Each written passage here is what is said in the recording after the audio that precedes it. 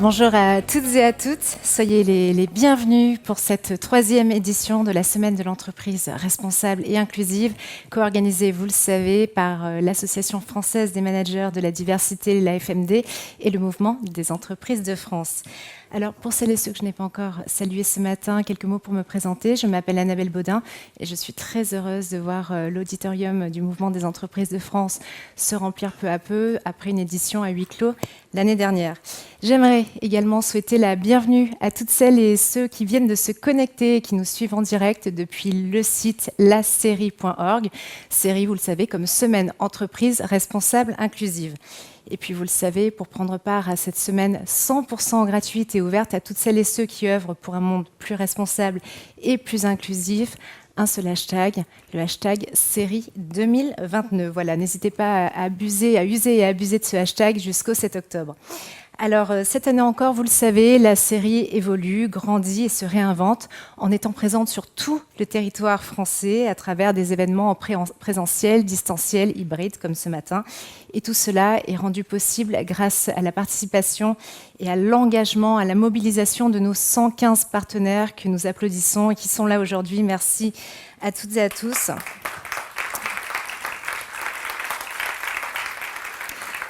C'est aussi grâce à ces partenaires que la Semaine de l'entreprise responsable et inclusive propose aujourd'hui un espace de rencontre pour notamment en apprendre davantage sur les enjeux RSE, diversité, inclusion, notamment pour aller au-delà des informations et des obligations légales, un espace pour s'informer sur les dispositifs et les outils existants, un espace pour rencontrer des acteurs engagés sur le terrain, c'est le moment ou jamais d'en profiter, ils sont là aujourd'hui, et un espace évidemment pour éclairer les organisations qui hésiteraient encore. Voilà.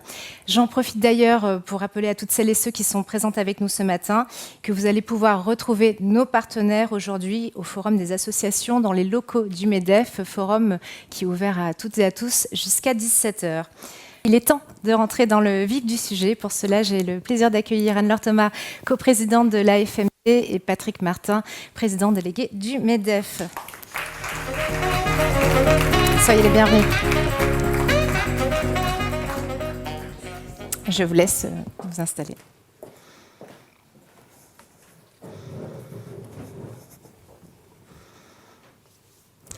Alors, bonjour, merci d'être avec nous. Bonjour Annabelle. Alors, bonjour à toutes et tous. Bonjour, pardon.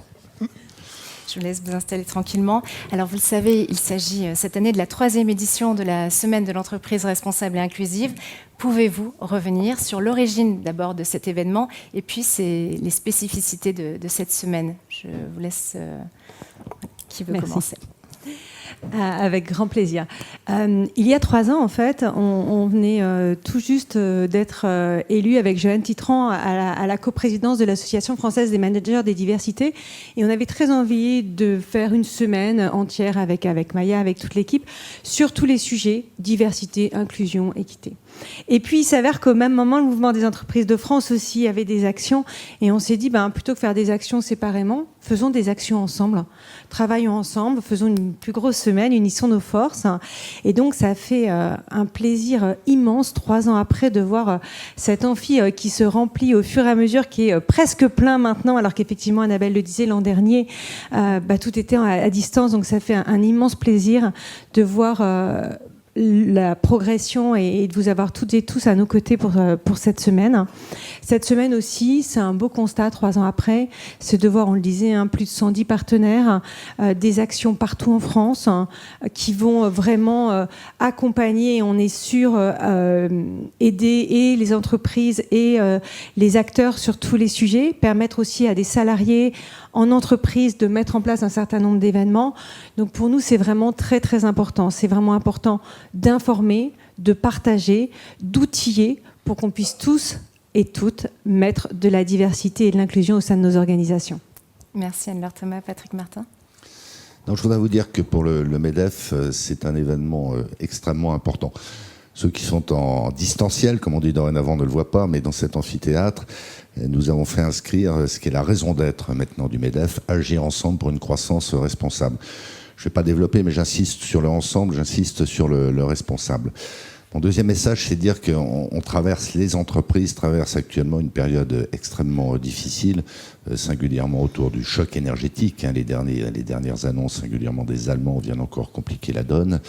Et qu'avec Geoffroy, avec Dominique Carlac, qui s'exprimera plus longuement tout à l'heure avec tout son cœur et toute sa maîtrise des sujets, nous sommes extrêmement soucieux que cette actualité économique brutale, pas plus d'ailleurs que les réformes qui se profilent sur l'assurance chômage, sur les retraites, ne viennent effacer ce qui est beaucoup plus qu'une sensibilité, c'est-à-dire une conviction profonde que nous avons que ces sujets de responsabilité, d'inclusion sont absolument fondateurs pour nos entreprises.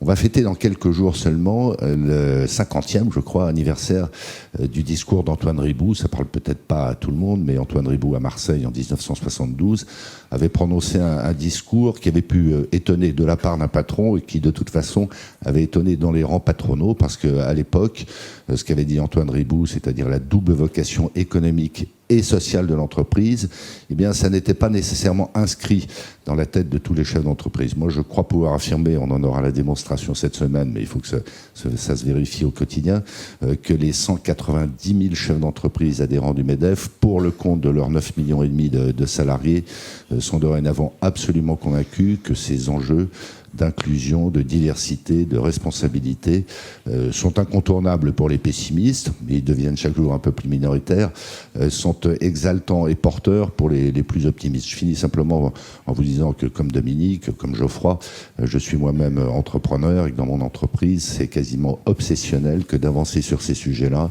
parce que c'est une mobilisation très constructive, je dirais, de toutes nos équipes. C'est un facteur d'attractivité, de fidélisation. Et puis c'est une demande très forte des jeunes qui, à ce jour, Dominique fera état tout à l'heure des résultats du dernier baromètre qu'on a établi. Singulièrement les jeunes comptent sur l'entreprise, comptent massivement sur l'entreprise pour répondre à ces enjeux absolument fondamentaux et qu'ils seront chaque jour un peu plus. Merci. Merci Patrick Martin. Alors, évidemment, quand on parle RSE, on focalise souvent sur les sujets de transition énergétique, d'écologie, mais vous venez de le dire, le développement durable, ce n'est pas que cela. Alors, question, comment faites-vous au MEDEF, Patrick Martin, pour sensibiliser concrètement et plus largement aux questions justement de diversité, d'inclusion, tous les thèmes que nous allons aborder aujourd'hui ensemble ? Alors pour sensibiliser ceux de nos adhérents qui ne le sont pas déjà, et je le redis, tant mieux, il y a une marée montante de prise en compte de ces sujets par nos adhérents, quelle que soit la taille de leur entreprise, quel que soit le secteur d'activité, quelle que soit la localisation de ces entreprises, avec, il faut le reconnaître, un rôle moteur des grandes entreprises. Un de nos enjeux d'ailleurs, c'est de bien faire rentrer dans la tête de tous nos adhérents que ce n'est pas le sujet que des seules grandes entreprises. Donc il faut tirer parti des exemples que beaucoup de grandes entreprises donnent, mais également démystifier cette espèce de segmentation qui pourrait exister entre les grandes, les moyennes et les petites entreprises, singulièrement en la matière. Donc nous, on s'emploie, Dominique, au premier chef, avec toute l'efficacité qu'on lui connaît, on s'emploie à propager les bons messages. Mais au-delà de la sensibilisation, ce qui nous apporte, c'est de doter nos adhérents des outils, des approches, des méthodes, des contacts aussi, parce qu'il y a un effet réseau, là, comme dans beaucoup de matières, qui leur permettent et qui leur permettront d'être concrets, finalement, dans la démarche, de sorte qu'au-delà des déclarations d'intention, de bonne foi, mais qu'au-delà de ces déclarations d'intention, il y a une véritable appréhension du sujet et que ça se traduise au quotidien dans les entreprises sur les différents compartiments de la responsabilité et de la diversité. On a de belles réussites. On est en train d'infuser dans tous nos territoires, 119 structures territoriales, on est en train d'infuser auprès des fédérations, celles qui ne sont pas déjà très présentes sur ces sujets-là, eh bien à la fois ces valeurs et ces outils. Merci Patrick Martin. Alors vous venez de le préciser, tous ces sujets prennent de plus en plus d'ampleur dans le débat public. Anne-Laure Thomas, quelles sont les grandes tendances que vous identifiez ces dernières années au sein de l'AFMD et surtout la manière dont cela se traduit et se décline en entreprise ? Alors effectivement, on assiste à vraiment à une montée en puissance des sujets. Ça fait très longtemps qu'ils sont là. À la FMD, ça fait plus de 15 ans qu'on travaille sur ces sujets. C'est 160 entreprises, organisations qui travaillent ensemble sur la diversité, sur l'équité, sur l'inclusion. Et on voit à quel point aujourd'hui il y a une accélération des sujets. Il y a une vraie accélération. Juste un exemple, par exemple, sur un sujet qui s'appelle Stop au sexisme en entreprise. On sait que le sexisme, c'est vraiment la base et c'est essentiel sur l'égalité entre les femmes et les hommes. Et il y a une initiative qu'on a montée, et j'en profite pour saluer Brigitte Grézy qui est dans la salle, Morgane et Anne-Sophie avec qui depuis le début je suis partie dans cette aventure. Au début, on a travaillé à 3, on était 30 entreprises. Et là, on a fait le point parce que la FMD porte Stop au sexisme. J'ai fait le point avec Maya Agege là, il y a quelques jours. En janvier prochain, on a 50 nouvelles entreprises, organisations ou écoles de l'enseignement supérieur qui viendront nous retrouver et on sera plus de 200. Jamais on n'aurait imaginé ça il y a 4 ans. Vraiment, on s'était dit on va partager quelques pratiques. On ne pensait pas du tout qu'on serait aussi nombreux, aussi nombreuses. Et c'est essentiel parce qu'on voit cette accélération des sujets. Donc j'ai envie de dire, il y a tous les sujets classiques qu'il faut vraiment maintenir, sur lesquels on travaille et qui vraiment demandent beaucoup d'énergie, beaucoup d'attention et qui sont essentiels. Et puis effectivement, il y a des nouveaux sujets et des nouvelles attentes. Je pense par exemple à tout ce qui va concerner la mesure. On voit que ça s'est accéléré et c'est essentiel. On voit ces dernières années un nombre grandissant d'index, d'outils de mesure, de baromètres. C'est essentiel. C'est essentiel de mesurer. C'est essentiel de mesurer pour faire un état des lieux et c'est essentiel de mesurer pour progresser. C'est aussi important, on voit cette émergence donc dans les entreprises, et c'est important, pas que les grandes entreprises, les petites entreprises aussi, les entreprises de taille moyenne. On doit tous s'accompagner et on doit tous se partager les outils et les pratiques, bien sûr adaptés à chaque organisation. Et puis, on le sait, hein, il y a une vraie attente des collaborateurs et des collaboratrices de voir leur société, leur entreprise engagée sur ces sujets. Je crois qu'aujourd'hui, ces sujets de diversité, ces sujets d'inclusion, ils sont incontournables. On ne peut plus laisser de côté et j'ai juste envie de dire tant mieux. Très bien, merci Anne-Laure Thomas. Je crois pour conclure que vous aviez un petit mot à faire passer, mais peut-être Patrick, vous voulez réagir ? Non ? J'y vais. Je voulais juste faire passer un petit mot, mais pas en mon nom, au nom de toute l'équipe là. On voulait dire merci à toutes les personnes qui se sont mobilisées. C'est plus de 7000 personnes qui sont inscrites cette semaine. Sur cette journée d'ouverture, on a plus de 650 personnes inscrites pour suivre la série, pour suivre cette semaine des entreprises responsables et inclusives. Donc on voit à quel point cette mobilisation est importante. Cette mobilisation, elle est impossible sans toutes les équipes du Mouvement des entreprises de France et sans les équipes de l'AFMD. Donc je voulais vraiment, dans ce moment d'ouverture, les remercier pour leur mobilisation et pour tout le travail qu'elles ont toutes fourni pour qu'on puisse tous se retrouver tout au long de la semaine et nous donner des sujets et des thématiques aussi diverses partout en France. Le message est passé, nous les remercions. Merci à vous, Anne-Laure Thomas, merci Patrick Martin.